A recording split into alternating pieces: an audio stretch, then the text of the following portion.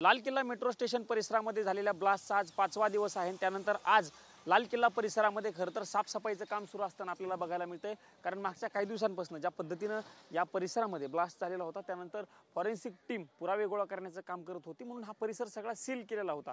त्यानंतर आज जर आपण सांगायला गेलो तर सकाळपासूनच इथलं जे साफसफाईचं काम जे आहे ते सुरू आहे। जो कचरा पडलेला होता किंवा ज्या गोष्टी पडलेल्या होत्या परिसरामध्ये त्यांना फॉरेन्सिक टीमने इथून मागे हात लावू दिलेला नव्हता, पण आज सकाळपासूनच हा सगळा कचरा असेल तो काढला गेलेला आहे। सोबतच परिसरातील रस्ते जे आहेत ते देखील पाण्याने धुवून घेतलेले आहेत। पोलिसांचा खूप मोठा बंदोबस्त यापूर्वी या परिसरामध्ये असायचा। आज देखील काही प्रमाणात रॅपिड ॲक्शन फोर्सचे पोलीस असतील किंवा जवान असतील किंवा पोलीस दिल्ली पोलीस या ठिकाणी आहेत, पण पोलिसांचा फौजफाटा त्या मानाने आज कमी असतानाचं दृश्य आपल्याला बघायला मिळतंय। ज्या ठिकाणी स्फोट झालेला होता त्या ठिकाणच्या इतर गाड्या ज्या होत्या त्या तपासासाठी इथंच ठेवण्यात आलेल्या होत्या, मात्र रात्री उशिरा क्रेनच्या सहाय्याने त्या गाड्या असतील किंवा मलबे बाकीचा कचरा हा इथून बाजूला काढला गेलेला होता। ज्या ठिकाणी स्फोट झालेला आहे ते ठिकाण अद्यापही पांढऱ्या कपड्याने जे आहे ते झाकल्याचं आपल्याला बघायला मिळते। अजूनही तो पांढरा कपडा काढला गेलेला नाहीये। हा परिसर पूर्ण सर्वसामान्य लोकांसाठी बंद करण्यात आलेला आहे, कारण या रस्त्यावरनं मागचा 1 किलोमीटर असेल किंवा पुढे जवळपास अर्धा किलोमीटर असेल कुणालाही या परिसरामध्ये प्रवेश दिला जात नाहीये। हा परिसर जो आहे तो सध्या बंद आहे। मार्केट जे आहे लाजपतराय मार्केट असेल बाजूचं किंवा चांदणी चौक मार्केट, कारण मार्केट जरी सुरू असलं तरी त्या ठिकाणी लोकांची गर्दी जी आहे ती कमी आहे। आज ही घटना घडून साधारणतः 5 दिवस झालेले आहेत।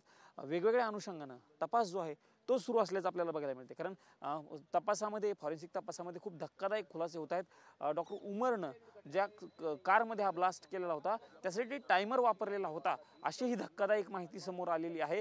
त्याही अनुषंगाने आता तपास यंत्रणा तपास करत आहेत। पण ज्या पद्धतीनं डॉक्टर उमर हा इथून जवळ असलेल्या पार्किंगमध्ये काही काळ थांबलेला होता, त्यामुळे त्यांनी तो बॉम्ब जो होता तो टायमर बॉम्ब तो त्या पार्किंगमध्ये बनवलेला होता का, याही अनुषंगाने तपास यंत्रणांचा तपास सध्या सुरू असल्याचं आपल्याला बघायला मिळते। पण हा परिसर सगळा मागच्या 5 दिवसांपासून तसाच होता। आज या परिसराची स्वच्छता करण्यात आलेली आहे।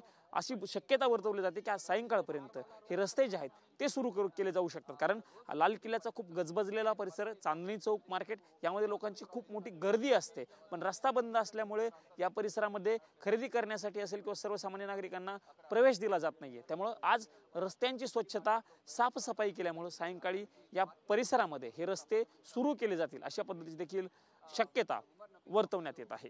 कॅमेरामन राकेश कुमार समी, प्रमोद जगताप, TV9 मराठी, लाल किल्ला, नवी दिल्ली।